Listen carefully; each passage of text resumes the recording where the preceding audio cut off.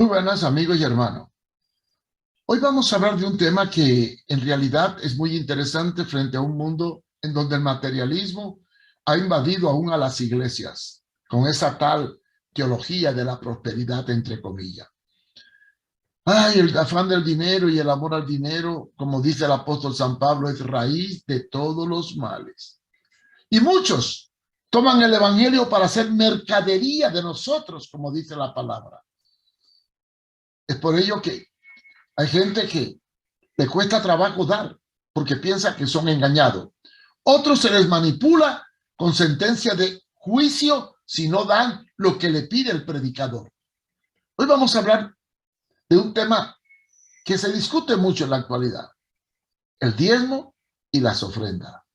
Para uno, sinónimo de explotación. Para otro, sinónimo del pasado.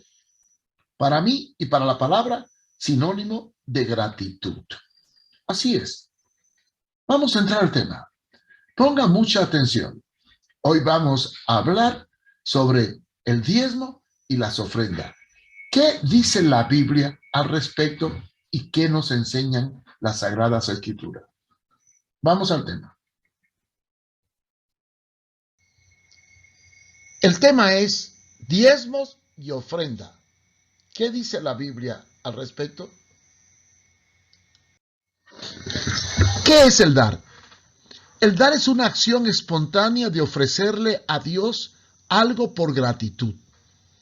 El diccionario de la lengua castellana lo define como donar, entregar, proponer, conferir, proveer, conceder, otorgar algo. En el Antiguo Testamento, el dar es una expresión de gratitud, de entrega y de generosidad. Es por ello que dice la palabra en Deuteronomio capítulo 15, versículo 10, no sea mezquino, sino generoso, y así el Señor tu Dios bendecirá todos tus trabajos y todo lo que emprendas. Así que toda acción de dar en el Antiguo Testamento expresa un desprendimiento a sí mismo y una expresión de gratitud a un Dios que tiene misericordia de nosotros. Actualmente muchos predicadores enfatizan desmedidamente lo financiero y usan la extorsión y la manipulación para escalmar a la gente, e ignoran la exégesis del texto bíblico al enseñar el diezmo, ofrenda o el pactar, como dicen ellos, una siembra financiera, algo que no tiene fundamento bíblico. Esto ha producido un efecto negativo en muchos creyentes, los cuales llegan a catalogar el diezmo como un invento humano para explotar la fe y enriquecer a unos cuantos listos que toman el evangelio como una entrega para lucrarse y como un negocio para vivir, no como una devoción o sacrificio. Otros afirman que el diezmo pertenece a la ley y por lo tanto los cristianos no están sujetos a la ley mosaica. Las exigencias del diezmo le dan el calificativo de ladrón y maldito a aquel que no lo da. Esto ha producido una abierta oposición de muchos cristianos al mismo y usan varios argumentos y textos. Y aunque no tienen peso, en ciertos aspectos, tienen razón, porque el diezmo se impone como una carga, no como una expresión de gratitud. Pero yo os pregunto, ¿cuándo se menciona el diezmo por primera vez en las Sagradas Escrituras? Bueno, la primera referencia del diezmo la encontramos en el Antiguo Testamento, en Génesis 4, del 1 al 4. Allí aparece la ofrenda o diezmo de forma indirecta, cuando Abel y Caín trajeron a Dios lo mejor de sus productos. En Génesis 14:20 encontramos cómo Abraham le dio el diezmo a Melquisedec, apareciendo por primera vez el término diezmo. Y después Jacob hizo lo mismo. estableciendo la ordenanza del diezmo para su descendencia como norma de conducta. Y noten, no había todavía ley. Leamos Génesis 14, 20, 23. Y bendito sea el Dios Altísimo que entregó tus enemigos en tus manos y le dio a Abraham los diezmos de todo. Entonces el rey de Sodoma dijo a Abraham: dame las personas y toma para ti los bienes. Y después leemos en Génesis 28, 20, 22. Después Jacob hizo esta promesa: si Dios me acompaña y me cuida en este viaje y me da comida y ropa y me hace volver sano y salvo a la casa de mi padre, entonces será mi Dios. Esta piedra que he levantado como una columna marcará el lugar a donde todos vendrán a adorar a Dios, y de todo lo que Dios me dé, le daré la 10ª parte. El diezmo no es el fruto de una ley mosaica, ni una imposición, sino una expresión de gratitud en el quehacer de los descendientes de Abraham. Después, en el decálogo mosaico se establece la ley del diezmo y las primicias, así como el propósito y la forma en que la misma se debía administrar. El diezmo no consistía en dinero, sino en insumos o alimentos. El diezmo y las primicias se usaban para suplir las necesidades y los alimentos de la tribu de Leví, dedicada al sacerdocio. Y esta estaba encargada de todo lo espiritual durante el desierto. ¿Qué hacían con lo que sobraba? Se ayudaba a los necesitados, pero jamás se usó en el Antiguo Testamento las riquezas o lo que la gente daba para uso personal. No se abusaba de las dádivas, las cuales se compartían con el pueblo. Así que el diezmo era para la tribu de Leví. Por tanto, Leví no tiene porción o herencia con sus hermanos. El Señor es su herencia, así como el Señor, tu Dios, les habló. Diezmo y los impuestos en el gobierno de los reyes. Durante el gobierno de los reyes de Israel, el diezmo con otros impuestos reales eran la carga financiera impuesta al pueblo judío en el Antiguo Testamento. Esta acción de diezmar era estricta, como otras normas, obedecer los decretos y las peticiones del rey en los impuestos. Y se catalogaba causa de maldición aquel que robara y no trajera lo correcto tanto a Dios como al rey. Es bueno que estudiemos las enseñanzas que regulan el uso y la administración de los diezmos, las ofrendas y las primicias, para no caer en el pecado de el enriquecimiento ilícito. Para ello, debemos estudiar Deuteronomio 14 del 22 al 29 y Número capítulo 18. Ahí veremos cómo deben ser separados los diezmos y qué hacer con el excedente.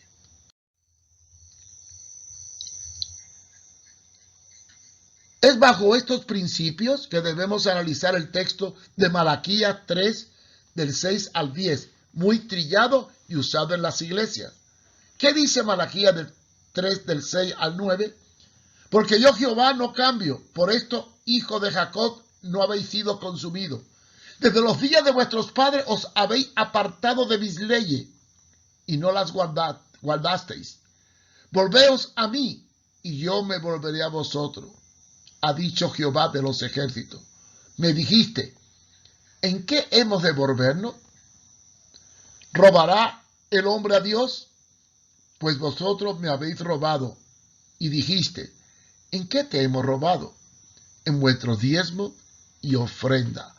Malditos sois con maldición, porque vosotros, la nación toda, me habéis robado.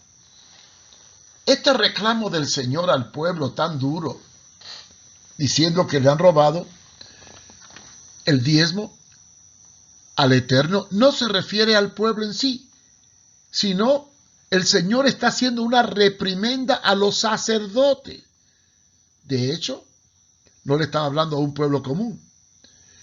Estos sacerdotes se habían corrompido en el servicio y no estaban manejando bien los diezmos de acuerdo a las enseñanzas de Moisés y lo acaparaban para sí mismo.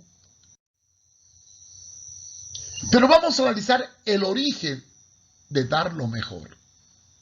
Los seres humanos desde ese entonces eran conscientes que eran mayordomos de la tierra que poseían, la cual es del Creador, quien se la entregó bajo ciertas condiciones. ¿Cuáles fueron las condiciones? Debían reconocer que todo viene de Dios y por lo tanto todo es de Dios. Y nosotros, sus mayordomos. Así que debían expresarle al dueño la gratitud, ofrendándole lo mejor de sus frutos, de sus cosechas o de su ganado.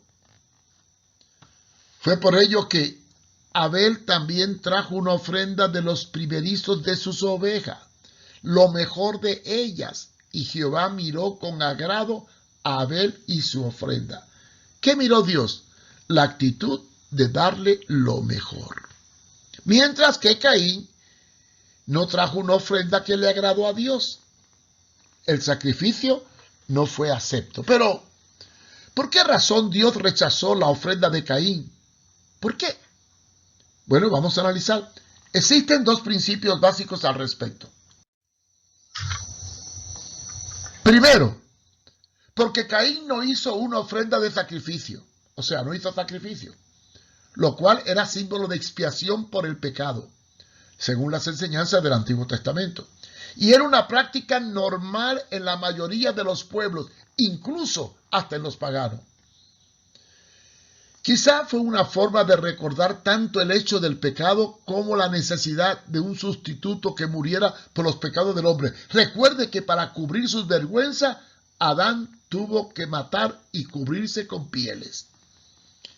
Es ahí cuando, mucho tiempo después, en la Pascua, se establece el singular hecho de matar un macho cabrío o cordero que no tuviera mancha y ofrecerlo en expiación de liberación, representado en el drama de la redención, marcando los dinteles de la puerta para que el ángel de la muerte pasara de largo. Era una costumbre ancestral desde la época de Adán. A partir de ahí se convirtió el día de la expiación, cuando marcaron los dinteles de la puerta, en la fiesta más grande del pueblo judío. Segunda teoría. ¿Por qué no le agradó a Dios la ofrenda de Caín? Porque afirman algunos que no le ofreció a Dios lo mejor de sus frutos. Razón por la cual a Dios no le agradó la ofrenda.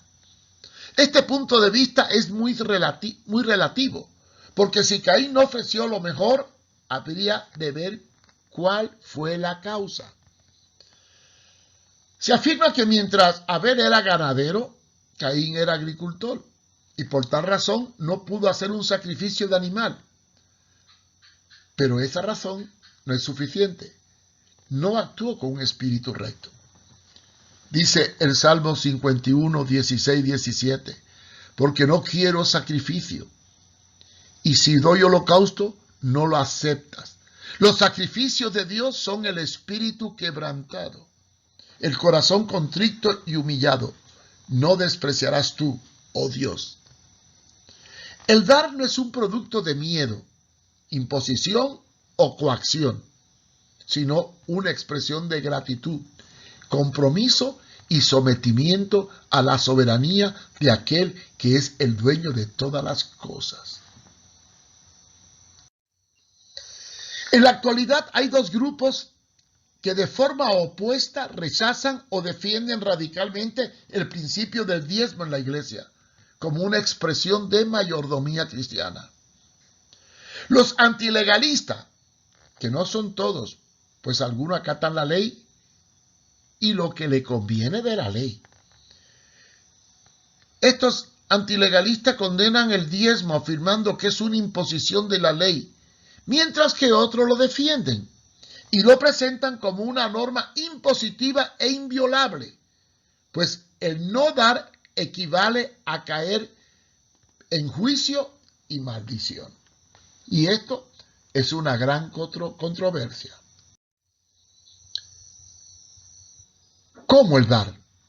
¿Podemos comprar la bendición con el dar?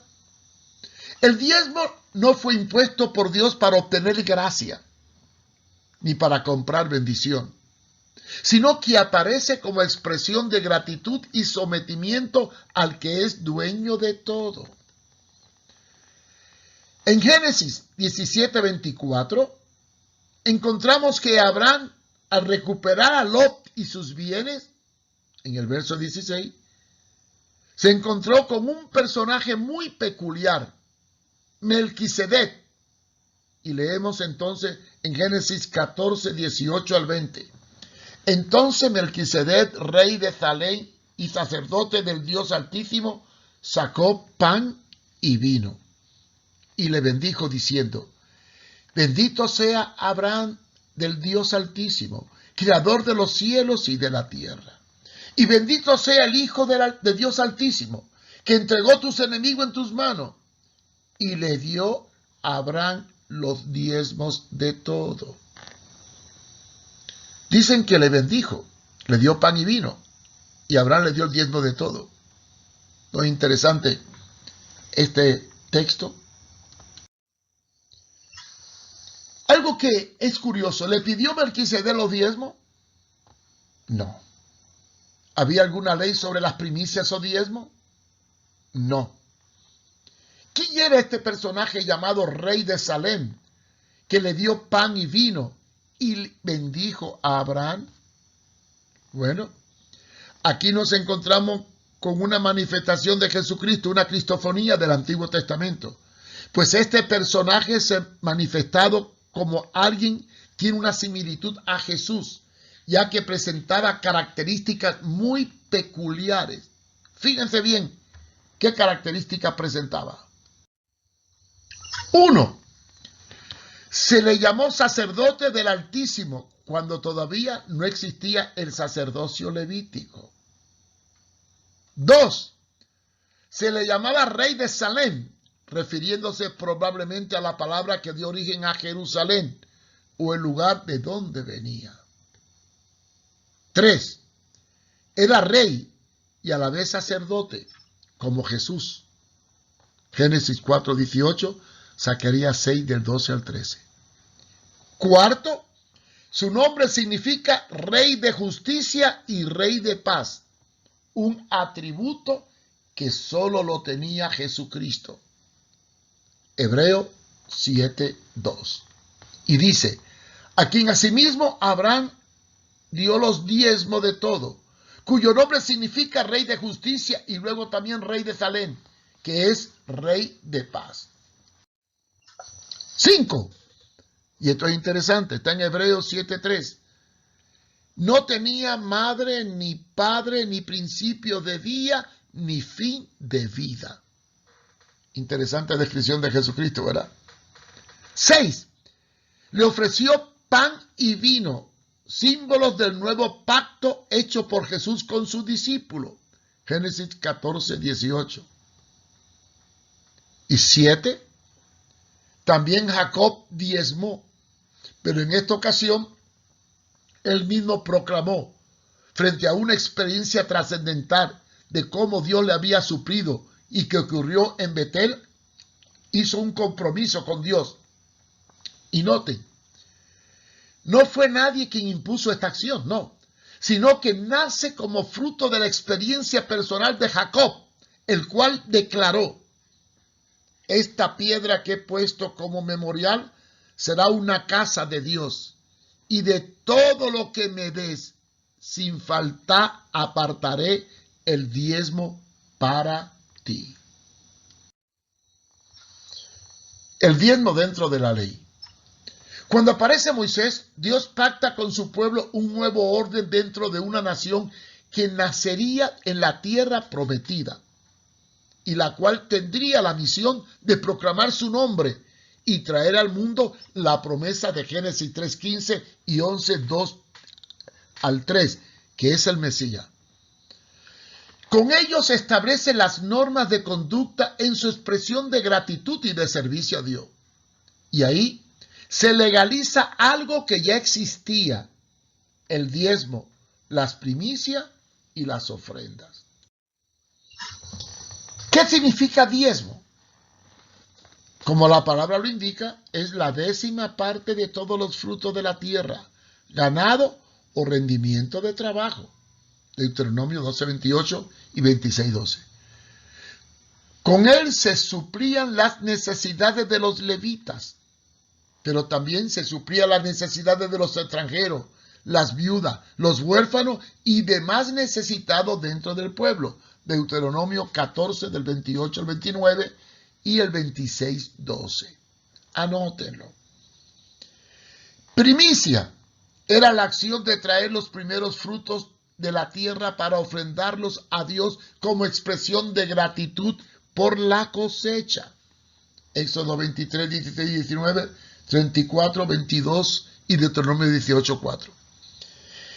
Y ofrenda en el Antiguo Testamento tiene dos connotaciones.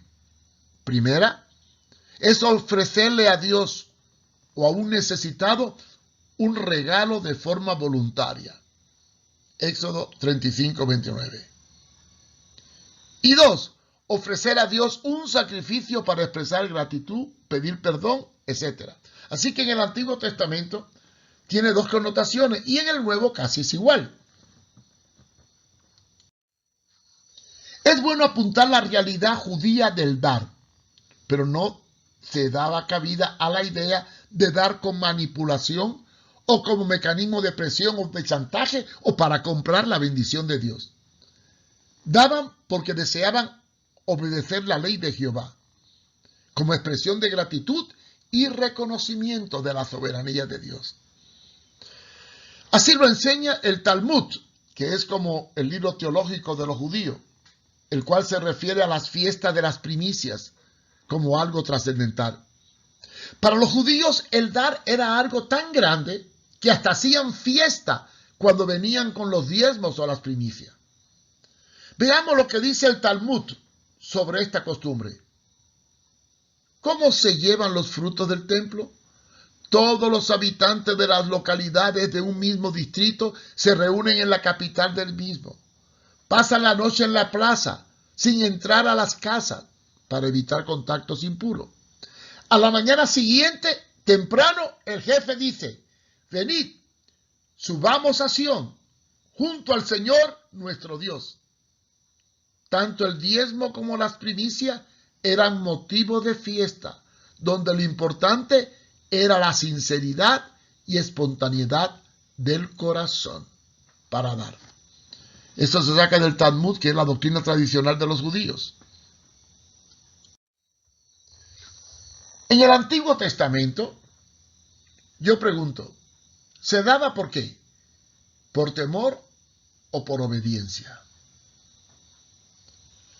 No podemos negar que la desobediencia, tanto en la forma de dar como en la forma de vivir, va a producir siempre juicio, el juicio divino. Las promesas dadas estaban condicionadas a la obediencia. Esto produciría la protección divina. La desobediencia, que es lo contrario, acaería maldición. Noten las consecuencias de la desobediencia a la ley de Dios y no al simple hecho de no dar, como dice Deuteronomio 28:15. Y dice la palabra: pero acontecerá, si no oyere la voz de Jehová tu Dios para procurar cumplir todos sus mandamientos y sus estatutos que yo te intimo hoy, que vendrá sobre ti esta maldición y te alcanzarán. Y los cielos que están sobre tu cabeza serán de bronce, y la tierra que está debajo de ti de hierro. Duras palabras, ¿verdad?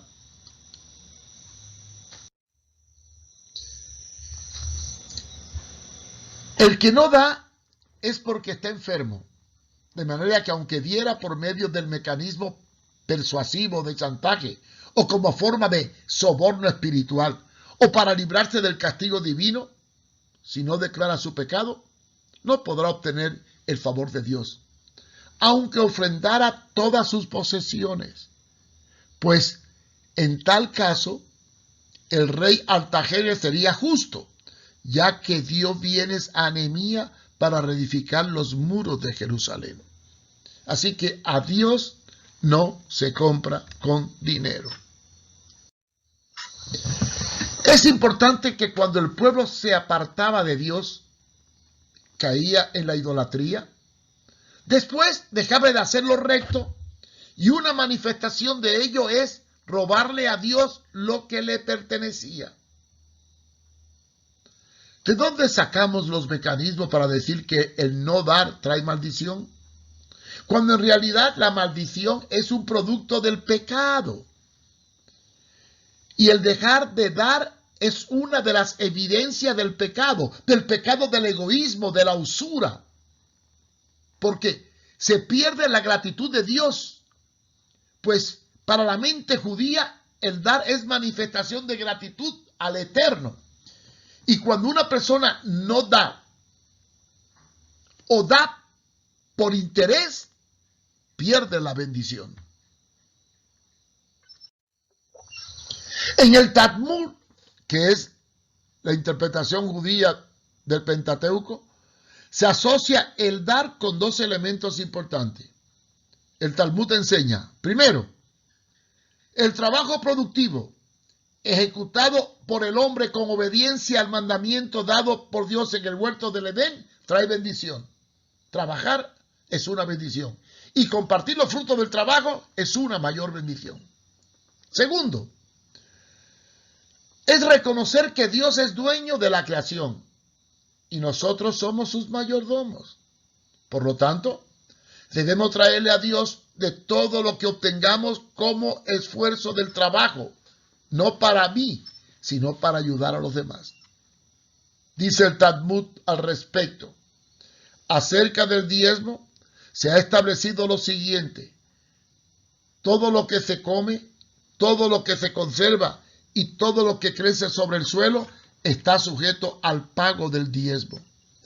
Pero aquellos que al principio no es comestible, mas luego sí, no deberá pagar diezmo hasta que alcance su madurez. Estas son las normas que gobernaban la vida del pueblo de Dios. El dar en el Nuevo Testamento. Hay que diferenciar entre el Antiguo y el Nuevo Testamento respecto al dar, principalmente en relación al diezmo y a las ofrendas. Algunos afirman que Jesús abolió el diezmo y manipulan algunos textos para afirmar esto. Otros, por el contrario, toman algunas palabras bíblicas fuera de contexto para imponer el diezmo obligatorio y las ofrendas como fórmula mágica de obtener bendición y prosperidad. Jesús se refiere al diezmo y solamente lo menciona en dos ocasiones. En una fue para recriminar a los fariseos, en Lucas 11:42. Ay de vosotros, fariseos, que separan la 10ª de la menta, la ruda y toda clase de legumbre, pero no hacen caso a la justicia y al amor de Dios. Y fíjense bien lo que dice. Esto es lo que debe hacer, sin dejar de hacer lo otro. Así que no negó el diezmo. Digo que había que poner la integridad sobre la dadivosidad. Noten bien, en Lucas 18:12, cuando aquel hombre que era publicano se puso a orar y el fariseo se exhibía de lo que hacía, y decía el fariseo, ayuno 2 comidas, cada sábado doy el diezmo de todo lo que poseo. Usaba el dar para exaltarse. El que da para lucirse, exaltarse o buscar una posición, no está dando con amor, sino con interés. El tal diezmo no le agrada al Señor. ¿Jesús condena el diezmo? No, sino que lo coloca en un segundo plano en relación al ejemplo y a la vida de amor y rectitud. Noten cómo afirma el Señor, Es necesario hacer estas cosas, o sea, tener misericordia, diezmar, sin pasar por alto aquello, el juicio y el amor de Dios. Esto demuestra que para el Señor es más importante el vivir con misericordia que el dar por ley y obligación. ¿Por qué Jesús hace esta afirmación? Porque aceptar el dar sin estar dispuesto a vivir se puede considerar un soborno espiritual. Tú me bendices aunque andes mal, porque te doy mucho. De esta forma nacieron las indulgencias y los perdones otorgados en el pasado a la Iglesia Católica, Apostólica y Romana, pagando una cuota. Pero a Dios no se le compra con dinero, y tu pecado no se borra por lo que tú das, porque lo que tú das no compra la misericordia de Dios, sino expresa la gratitud tuya por la misericordia de Dios. En otro pasaje Jesús relata una parábola, y en un versículo compara a un fariseo, símbolo de la hipocresía religiosa, con un publicano, un proscrito social catalogado de pecador. El Señor hace referencia al diezmo en aquel religioso que usaba el dar como medio de exaltación y soberbia, pues afirmaba el fariseo cuando oraba: Dios, te doy gracias porque no soy como los demás hombres, ladrón, injusto, adúltero, ni aun como este publicano. Ayuno 2 veces a la semana, doy diezmo y todo lo que poseo. ¿Qué demostró Jesús con este relato? ¿Que no hay que ayudar o dar? No, en ninguna manera. Lo que daba a entender es que lo más importante cuando hacemos algo es la actitud que tenemos. Pues al dar o al ayunar se vuelve nada menos que una actitud de humillación, pero ellos lo usaban como soberbia y presunción. Hermano, no hagamos la cosa para lucirnos ni para exhibirnos. No debes saber tu mano derecha lo que da tu izquierda. Él lo afirma en el verso 14. Os digo que éste descendió a casa justificado, el publicano, en primer lugar, porque cualquiera que se enaltece será humillado, y el que se humilla será enaltecido. Aquí no dice que el publicano no ayunara ni diezmara, sino que se consideraba indigno a pesar de todo lo que hacía. Una gran pregunta: ¿diezmaban en la iglesia primitiva? En el libro de los Hechos no se menciona el diezmo, punto. Pero, ¿por qué no se habla del diezmo en el libro de los Hechos? Hombre, porque los cristianos vivían una mayordomía que iba más allá del concepto judío respecto al diezmo y al dar. ¿Sí? Para ellos todo era del Señor, porque se volvían esclavos del Señor. ¿Acaso los esclavos tienen derecho? ¿No era todo lo que el esclavo tenía propiedad del amo que lo compró? Si éste tenía una mujer y le daba hijos, ¿no pasaban esos hijos a ser parte del dueño que lo tomó?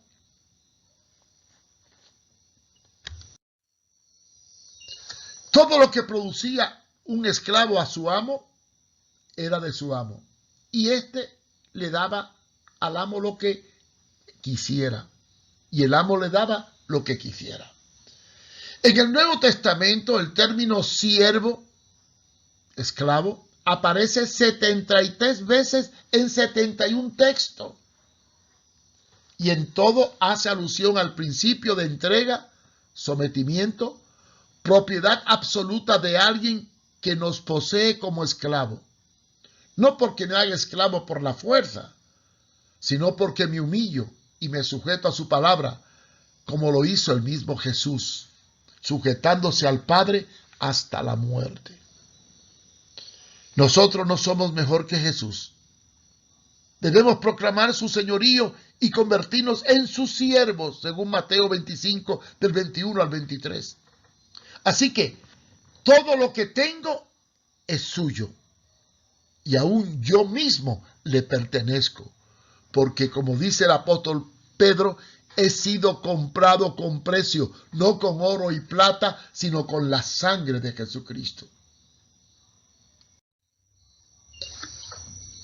La idea de que somos comprados estaba presente en la mente de los cristianos primitivos. Fíjense lo que dice 1 Corintios 7:23. Pues habéis sido comprados por precio, por tanto, glorifica a Dios en vuestro cuerpo. Y después dice otra cita. Estamos hablando de 1 Corintios 6:20 y después 1 Corintios 7:23. Por precio fuiste comprado, no os hagáis esclavos de los hombres. Hemos sido comprados con sangre. Pablo nos ordena que no seamos esclavos de los hombres, para que podamos ser fieles soldados de Jesucristo, pues enseña que ninguno que milita se enrede en los negocios de la vida a fin de agradar a aquel que lo alistó como soldado. Los conceptos de siervos, comprados, soldados, nos colocan como un todo bajo el señorío de Cristo. Aquí la entrega debe ir más allá del diezmo, sí, porque todo lo que tengo es suyo. Y si le doy algo, el diezmo, es para cumplir la palabra, pues el otro 90% que me quedo, lo debo usar para vivir para Él, según enseña su palabra. Es por esa razón que en el libro de los Hechos no aparece el diezmo, sino un fenómeno típico de un avivamiento de amor. Noten lo que dice sobre la conducta de dar de los cristianos primitivos. Hechos 4:34. No había pues ningún necesitado entre ellos, porque todos los que eran propietarios de terrenos o casas los vendían y traían el precio de lo vendido. ¿Por qué lo hacían? ¿Hubo alguna orden o fue una imposición o expresión espontánea? El dar, sea diezmo, primicia u ofrenda, se expone en el Nuevo Testamento como una virtud que nace del amor y no del chantaje o la imposición. No es para comprar a Dios. El relato de la viuda que dio todo lo que tenía revela la mentalidad que Jesús tenía al respecto. ¿Qué nos hace más aceptos delante de Dios? ¿La cantidad? ¿La exhibición? ¿El montaje de dar a la hora de pedir? ¿O la sinceridad y espontaneidad que tengamos a la hora de hacerlo? Noten bien lo que dice el texto. Estando Jesús centrado frente al arca del tesoro, observaba cómo el pueblo echaba dinero en el arca. Muchos ricos echaban mucho, y una viuda pobre vino y echó 2 blancas, que equivale a un cuadrante. Él llamó a sus discípulos y les dijo: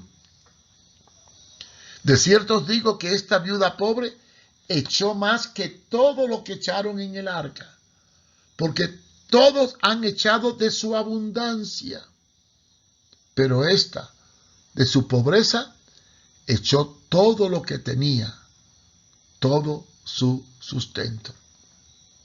Marcos 12, del 41 al 44. Noten, de su pobreza echó todo lo que tenía. ¿Cuál era su mérito? Darse al dar. La bendición no está en la cantidad, sino en la entrega que hacemos cuando damos algo. Ella no dio esperando multiplicación, ni motivada por tener dividendos. Dio porque amaba. Definiendo el término dar, ya en la recta final, vamos a definir el término dar en su sentido griego. Viene del vocablo apodidomi. Y esta palabra apodidomi se define como cumplir un deber contraído hacia otro, dar lo que es debido, devolver, recompensar y restaurar.